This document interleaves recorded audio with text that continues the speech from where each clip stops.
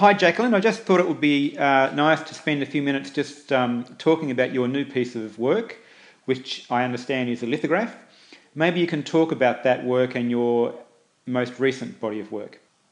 The still life works were a series based on photographs that I had taken of bird bones and bird skulls.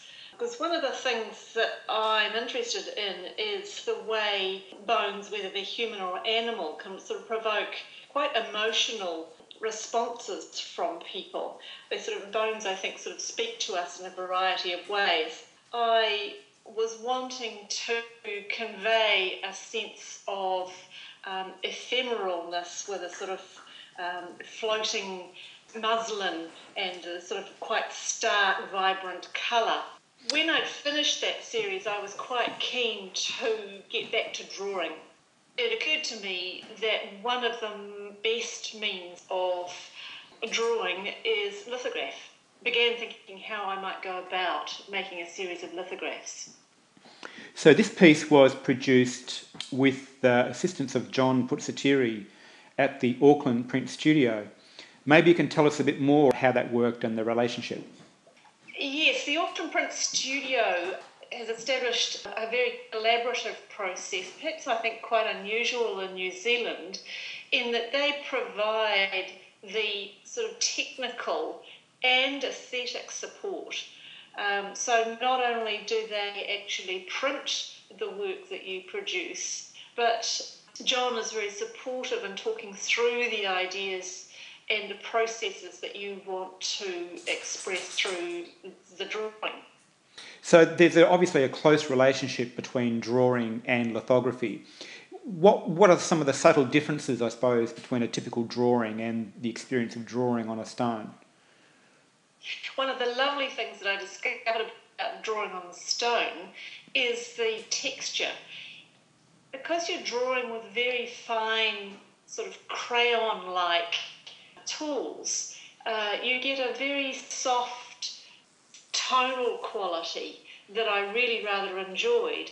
It's just a very flowing, very immediate process that is very similar to just drawing on paper, but it's just a little bit more tactile somehow. And John Putsatiri's assistant, Pepper, I think, is the technician who did the edition printing of the lithograph. Yes. Pepper prepared the stone, and this particular print is two colours, the black and the red. And he prepared the stone for me. Once I had completed the drawing on the stone, he then prepared it again for printing. He printed it with me, and so I was present during the whole process. And then when we had finished the edition, he prepared the stone again. I then redrew the coloured parts and we printed again.